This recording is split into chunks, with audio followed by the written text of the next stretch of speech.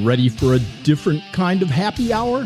What if you could enjoy your night without waking up to a pounding hangover? More and more adults are discovering Rebel Rabbit THC drinks, a refreshing alternative for those looking to skip the next morning regret that often comes with alcohol. So leave the headaches behind and give your liver a break by choosing an alcohol-free option instead. And now there's even more reason to stop by. Visit Inlet Dispensary on the Murrell's Inlet Marsh Walk directly across from the Claw House. And when you purchase any Rebel Rabbit drink, you'll receive a free Microphone Monkeys collector pin while supplies last. And don't miss the brand new Rocket Pop flavor. It's the nostalgic taste of summer with a Rebel Rabbit twist. Whether you're hanging out with friends, relaxing after work, or enjoying the Grand Strand, make the switch and see what everybody's talking about. Rebel Rabbit THC drinks. Less of what you don't want, more of what you do.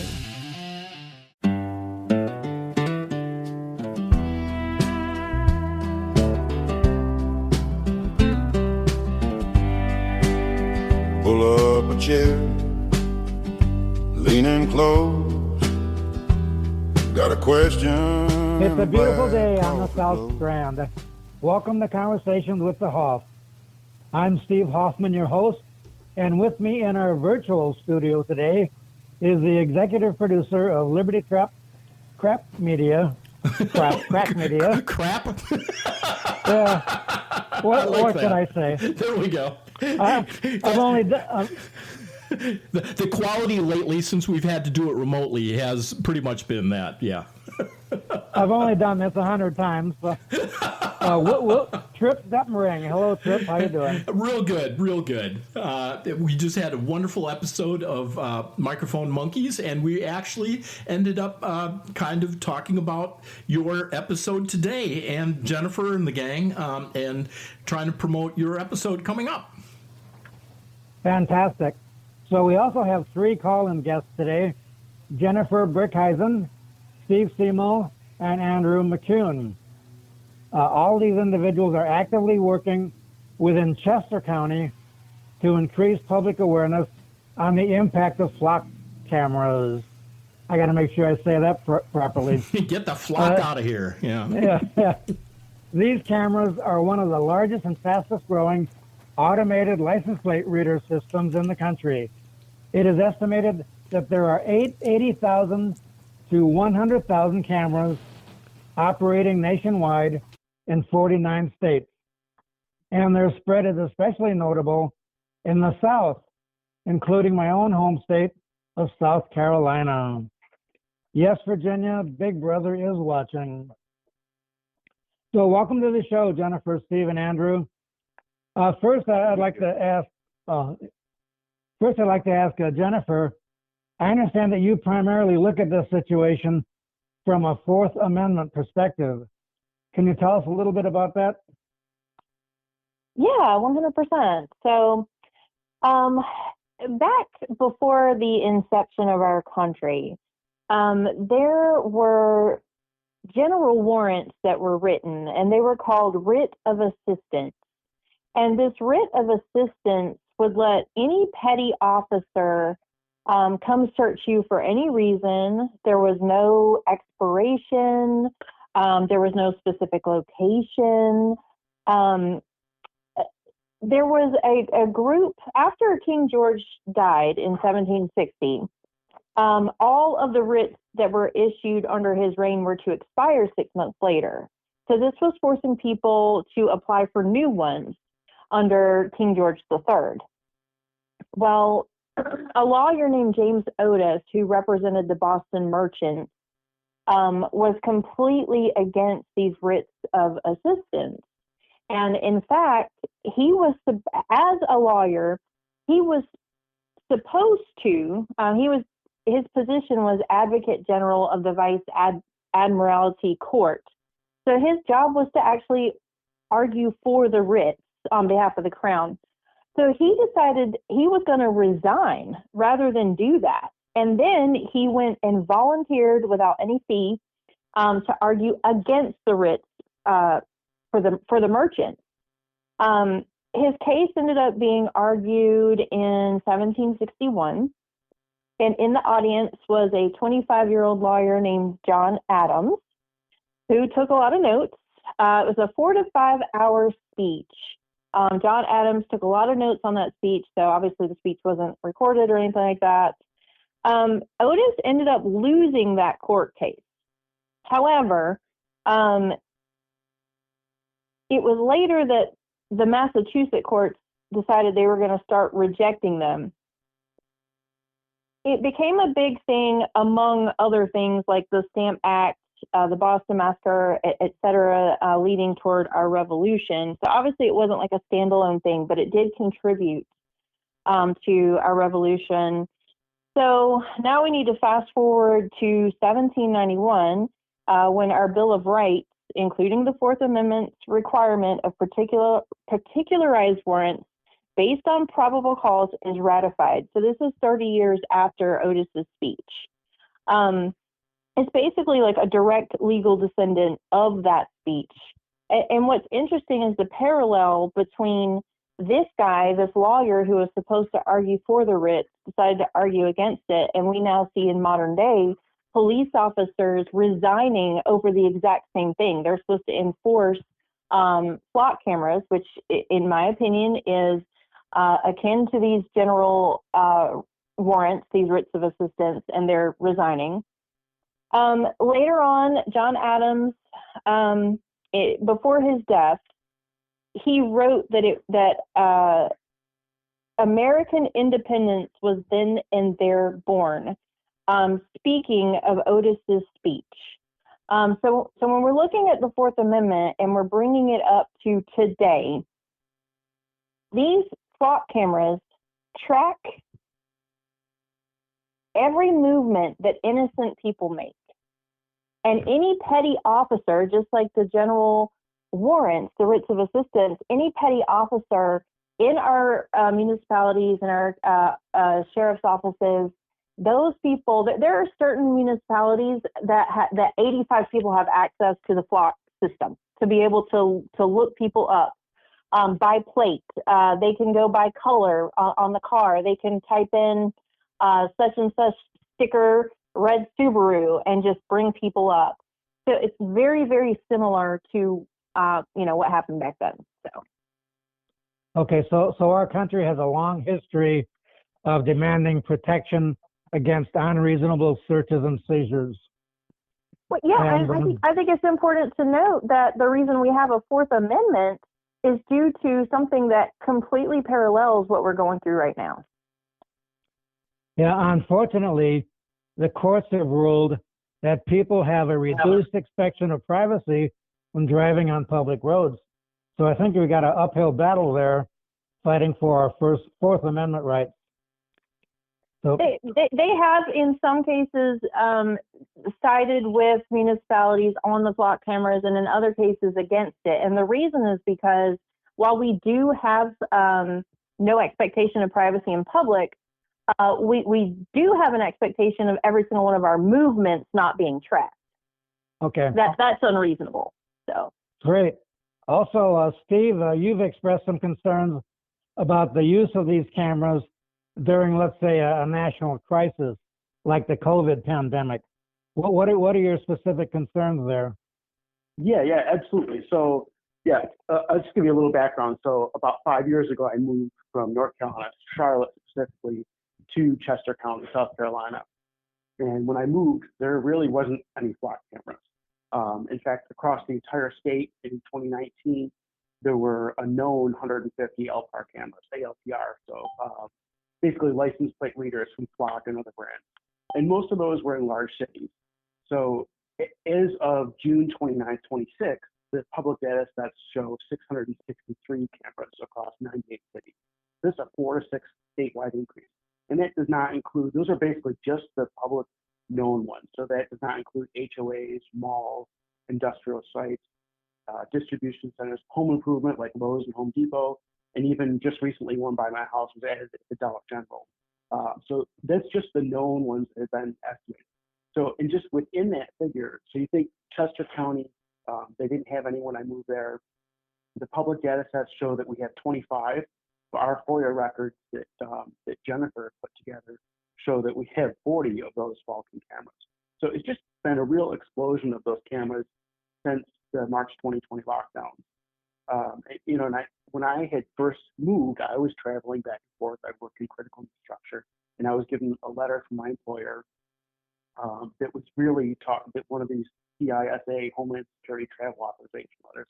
It basically said, I'm allowed to travel freely during the lockdowns. I'm allowed to get gasoline because I'm supporting critical infrastructure. And, they could have done manual checkpoints or physical, and I would have needed that physical letter. Luckily, I've never been stopped and asked for it. But my concern is now we have all these extra cameras.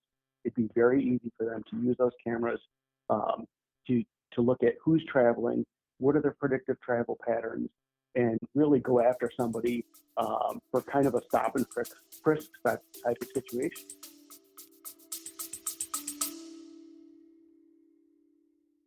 Episode 1 of Microphone Monkeys drops this Thursday, January 15th. If you are into sadism, or just pain in general, tune in on your favourite podcast platform like Spotify or Apple Podcast and more. Yeah, and I think we learned from the COVID pandemic that the government is very capable of instituting what would you call it? Egregious lockdowns on the American public to prevent you from traveling. And now with now with these cameras, it's very easy to track people who violate their edicts. So it's tyranny at its worst, basically. Absolutely. Okay, great. And with these cameras, it's not, the sheriff locally had just mentioned in a speech to county council, they talked about single cameras.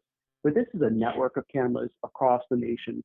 And really, you can use that information. If you have somebody's plate information or just the likeness of their car, even if, right. maybe I'll date myself a little bit. If I had the Knight Rider car and I could flip my license plate to a different car, they would know what car that is by the look of the vehicle. I drive an oddball car. They make a lot of them.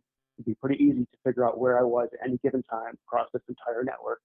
And look at the timestamps of when I went to a camera or went by a camera, record that, and over a 30-day history, which is what they're claiming to record, keep the data for, you could easily build a heat map of someone's travels and essentially a digital fingerprint of where is Steve Seymour right now? Where has he traveled to? Is he in a place that he's normally not at? If he travels these cameras and you have a timestamp within those and a date, you could figure out the average speed as I'm going. You could use it for speed retention. In fact, just this last week in Lake Wiley, which is in York County, just north of me, someone had posted that there was a trailer, a speed camera trailer set up near a school, and on the back side of that trailer was a flock camera. Just north of me in York. So you could easily say, nope, we're not going to use the speed camera. We're not going to do speed tickets, but now you know who's going through there over the speed. You know what time they travel through, and now all you have to do is look up that plate and figure out where is John Doe traveling throughout the day. We're going to go, since he's a typical speeder, we're going to go set up enforcement. Yeah, they're everywhere. Andrew, I also I know that you've got some constitutional concerns about the use of these flock cameras. Can you explain what you're concerned about? Yes. So I share similar beliefs that these violate our Fourth Amendment rights. Now, it's not the single ALPR or automated license plate reader being used that is the problem. It's the expanded network that is gathering essentially a searchable database that makes this an issue. I'm also concerned about citizen behavior as well. It is well known that whenever humans are under surveillance or being watched, we will alter our behaviors. That can be for good and bad.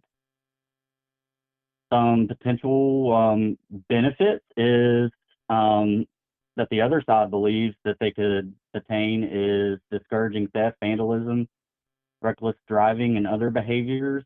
But as far as I've been able to read, there's a lot less benefits than there are potential harms.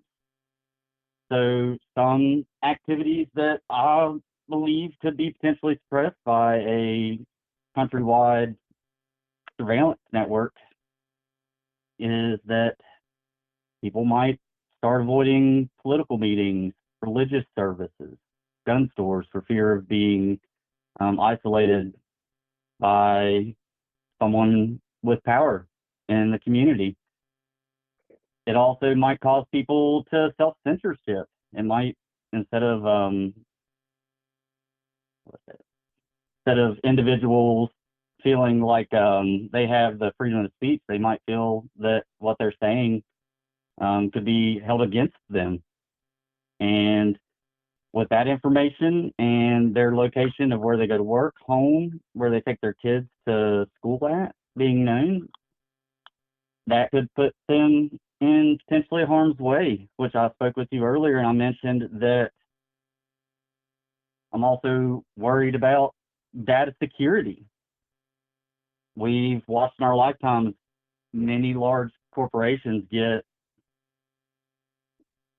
hacked and their data stolen. What happens when this data ends up in the hands of a malicious third party? How could they use that? Good point. Yeah, I'm more concerned about when this data lands in the hands of our own government. Have you all heard of ESG, banking integration system, environmental, social, and governance? So they could use these cameras to track you. We see that you've been going to these Tea Party meetings and these right-wing other meetings, and our bank does not appreciate that, and we're gonna cut all of your banking privileges. Now you might say, well, that could never happen. Well, you might want to talk to Nick Fuentes, who's a conservative talk show guy, and you also might want to talk to our own president, Donald J. Trump. They were debanked under the ESG guidance. So these flock cameras are definitely very dangerous. You could lose your banking privileges when they track your movements. So that's just another thing I thought I'd power. Definitely. Exactly. That's absolutely right, Steve. That's absolutely right. And if you remember, in Canada during the lockdowns, they actually did that to many of the truckers who were protesting the lockdown.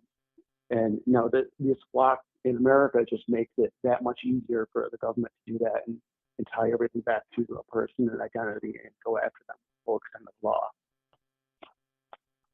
Okay, I understand that your Chester County meetings also talk about the statistics on the flock data banks and information sharing. What do we need to know about that? Well, actually, can we go back to what we were just talking about for 1 second, where you're talking about the ESG?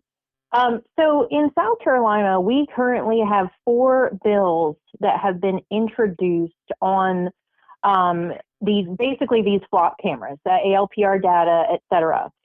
And with what you're talking about with the ESG, none of these bills would actually do anything to curb anything like that. So we have one bill that's moved along, S447, Senator Adams. He's introduced this bill. It has actually cleared committee, okay? It regulates how government agencies may use ALPR data without touching Flock's underlying cloud storage or data sharing network. So that data is still going to be with Flock. And if we look at the strongest bill, which was introduced by Kilmartin, Shumley, Edgerton, and Magnuson, H4675, it's the only bill that targets Flock's safety business model rather than just how the police use the data. So it would ban any state or local agency from using or contracting with a surveillance system that stores data on third-party servers. But this would mean all the data would live on a state-owned, in-state infrastructure. And so basically, none of these bills address a lot of the problems that we are having we want against the flock cameras. And I think that directly ties into your ESG concerns. So, and that's why it's very important that you all get with your state and federal congressmen and tell them you're concerned about what's going on. Your Correct. local, I think it's the Fort Hill area, they went to Washington, D.C. and talked to Ralph Norman about this, and he's currently looking at it. I'm hearing a little bit of background noise going on. Yeah, like somebody's working in their kitchen or something. Okay. Mine is on mute. Okay, Steve, can you put yours on mute? Thank you. I was on mute, yeah. Okay. Also, I understand that when you hear about what the local police and sheriff's departments are commenting on it, they see no problem with flock cameras. Haven't you had some instances where you attended county council meetings where your sheriff's department has basically pumped up the use of these flock cameras and say, oh, they're wonderful? What's your experience with law enforcement? Yeah, that's true. I think I think all of us by now have watched that video from Chester County Sheriff. I know Jennifer has done quite a bit of information on it. I ran his speech through one of the AI models and compared it to some of the other sheriff offices around the country, including neighboring York County, which I drive through almost daily. And it basically said this is not an organic thing. This is flock safety. Has been doing training for law enforcement. They actually have a whole program that is designed for them to teach them how to talk to county council members and to other constituents. I'm trying to find the name of that here, but basically that is a propaganda video, and a lot of that information that's in there is either slightly misleading or it's just missing some of the truth things. So they may make statements about a single camera and how it works, but they're not talking about the broader network. Yeah, unfortunately. Go ahead. You go ahead. Our sheriff is asking us, is saying that our community, is built on faith and trust and these things. And I love, that I love that he feels that way. The problem is our 30-day search audit log, which is a public record, shows that 233 searches have been run by our deputies, and over 90%, 216 of those searches reach beyond a single local network. Now, it doesn't show how many people have searched in our county. So what that means is while we might be, trusting everybody, we're all happy in our community, whatever, somebody outside the community with nefarious intentions could be looking us up in our own database. Right. Yeah, that's right, Jennifer. In fact, just in Charlotte, just this week, an officer was found to have been giving the information on a undercover agent to a drug person, to someone involved in drugs. And they were actually giving that drug dealer information on another officer so that they could stalk them. So, I mean, it's just Wild West out there. Yeah, unfortunately, we're not going to be able to go to our police and sheriff's departments to have them protect our individual rights. Unfortunately, we've kind of under an era of policing for profit. I'm sure you're all aware of the civil asset forfeiture laws. The Institute for Justice ranks South Carolina a D when it comes to civil asset forfeiture policy. And I'm sure, they use that to fund the equipment they need in their police department. And the flat cameras are just going to be another mechanism that they can use to increase the number of arrests, to increase the number of amount of fines that they collect from average citizens to fund their activities. Yeah, and currently, as far as we're aware, correct me if I'm wrong, Steve or Jennifer, but I believe we're around or just a little under $600,000 that has been spent on the system in Chester alone. And I will expand earlier on the camera track. Yesterday, I noticed that the flock transparency portal had updated it to 47 instead of 40. Yes, somebody's got to pay for that. and it's probably going to be you, the average citizen, going to get an increase in your taxes to pay for those flock cameras. Yeah, and a lot of that is coming from the federal side as well. So they're sponsoring money. I know they use ARPA funds in some areas to pay for those initial contracts. And then, you get these counties, these local areas that don't have a lot of revenue coming in. You get them to sign on to a contract, and now they're responsible for that. They're on the hook for it long term. So you get that little carrot from the federal government, which is really our money anyway. And then it just comes back to haunt those areas for the next 5 years.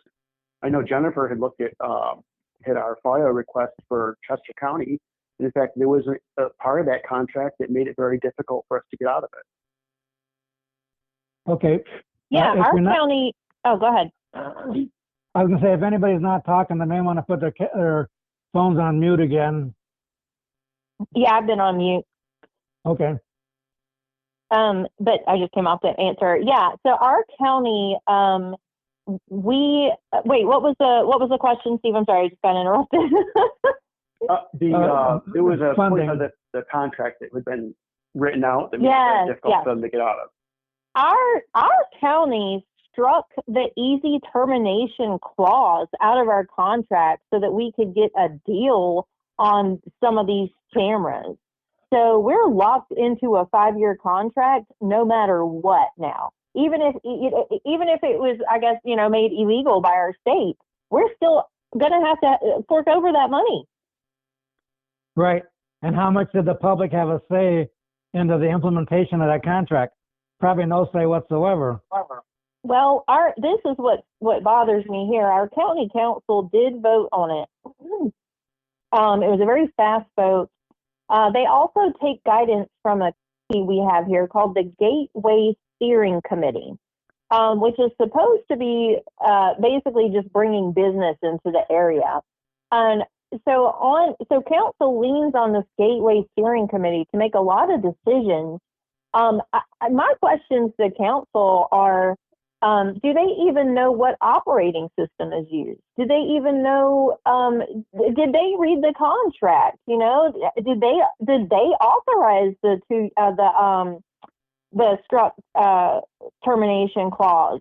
And then in fact, when we looked at the guidelines that Andrew FOIA'd for the guidelines for the flock system written by the sheriff's office were written 2 years after we started utilizing flock.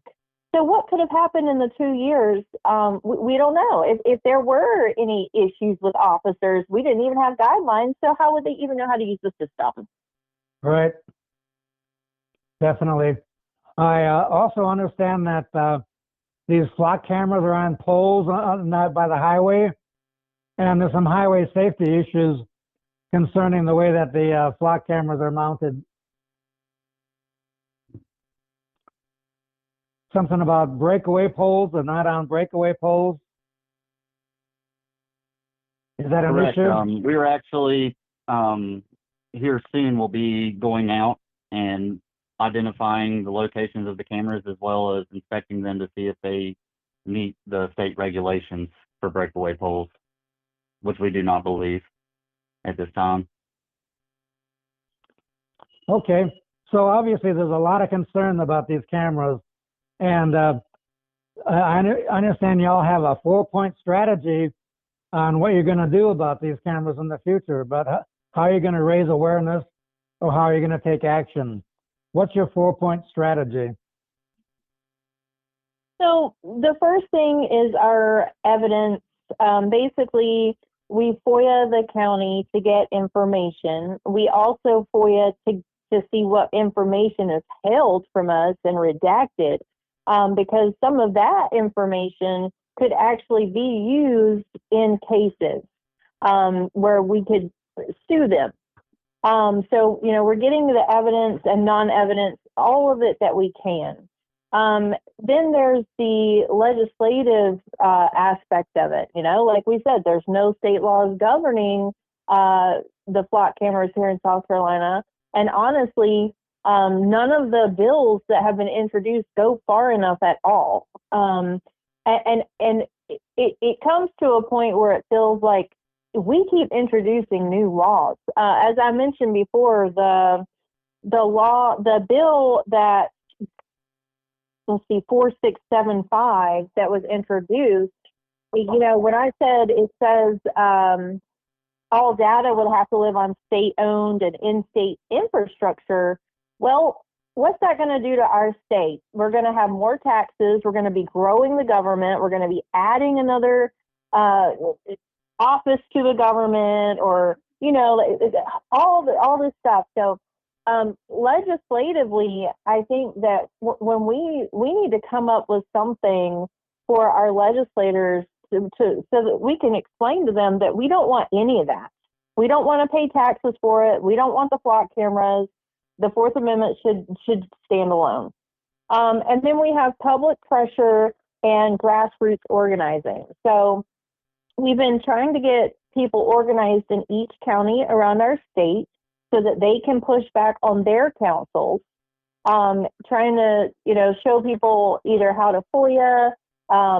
For instance, in our county, we have a meeting coming up where we've all decided a specific topic to speak on to council about flock. And so we have a real good strategy there. And then, of course, public pressure. You want to get this information out. You want to pressure public officials to do the right thing, to care about our liberties. Yeah, it sounds like you got a good strategy there. I would also recommend that you get with Jordan Pace, the chairman of the South Carolina Legislative Freedom Caucus, because the current bills that are before the legislature now are terrible. They don't really address the problems, and I think if you can get the Freedom Caucus behind you, you might be able to get those bills amended so that they would protect our constitutional rights. Because right now, none of those bills address any of our constitutional rights that I'm aware of.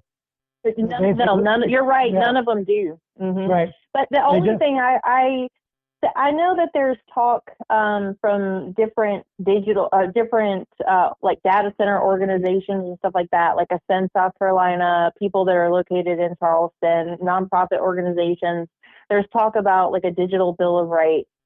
And what that says to me is the same thing that, and this was a Freedom Caucus bill. They sponsored the so-called parental bill of rights, but that bill still grew our government by, in the minimum, $17 million. Going to lose federal funding to our state, and if we want to sue our public school systems, we actually have to go through tons of bureaucracy when we could have just sued them to begin with. So I am reluctant to trust. I'm reluctant to trust legislators at this point, but it's definitely worth a try. Our South Carolina legislators don't represent the citizens.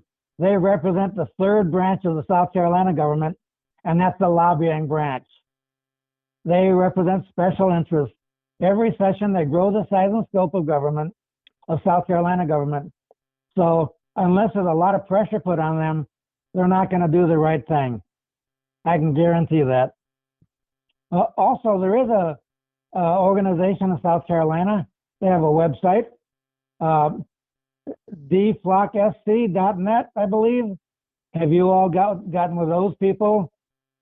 We have not contacted them, and we are not affiliated with them. However, we do have similar beliefs to their organization, and the data that they are putting together is incredibly useful to educating your average citizen on the true scope of how many cameras have been installed in just the last couple of years. Have you taken any time to peruse that website yourself? I'm sorry, were you asking me a question? Yes, I was asking if how often or how much have you had or been able to go over in the DFLOC?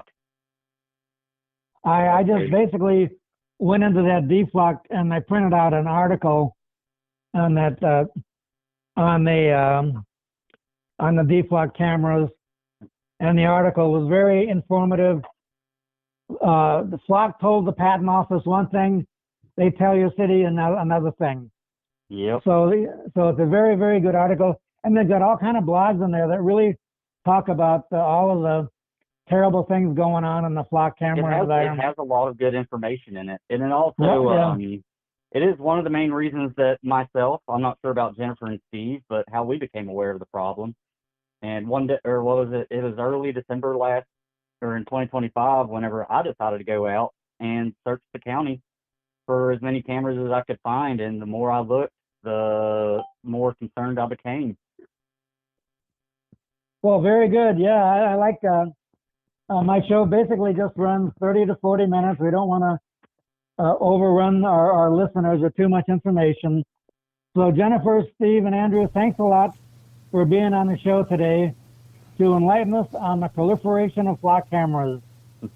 Our society has always had a delicate balance between our desire for security and freedom, especially in today's environment of political, social, and technical changes.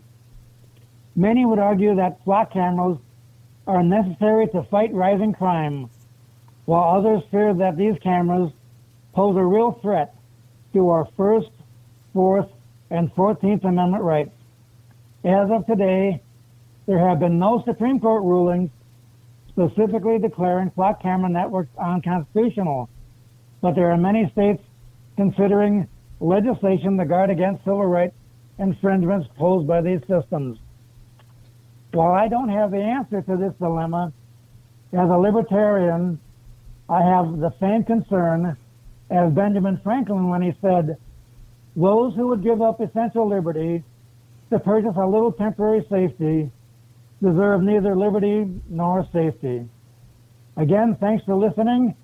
And now a word from our glorious leader, the executive producer of Liberty Crack Media, Trip Detmering. Thank you, Steve. This has been another wonderful episode of Conversations with the Hoff. Join us every Thursday as we drop a new episode. And I just want to remind our listeners that, these flock cameras were promised to help us with the increasing in arrests, but it has not done that. It has shown a small increase in finding vehicles, but not in arrests themselves. So, we've been sold another bill of goods. If you're interested in more stories like this, go to libertycrackmedia.com and find other interesting podcasts, such as something for the hobbyists or something for sports or something that has to do with, maybe a new book. And you will find all of that at libertycrackmedia.com. Thank you, folks, and I hope to see all of you in later episodes. Pull up a chair, leaning close. Got a question in a black coffee glow. From campus quads to the Capitol steps, we're talking who we are, what comes next. Conversations with a Hoff, where the big ideas kick the shoes off. Liberty tradition, side by side, argue, laugh, then let it ride. Conversations with a Hoff, turn it up and turn it over in your mind. Tax to the hill or left alone. How much power do we loan? Rights on paper, rights in hand. Where do we draw that line in the sand? Conversations with a Hoff, where the big ideas kick their shoes off. Liberty tradition, side by side, argue, laugh, and let it ride. Conversations with the Hoff, turn it up and turn it over in your mind.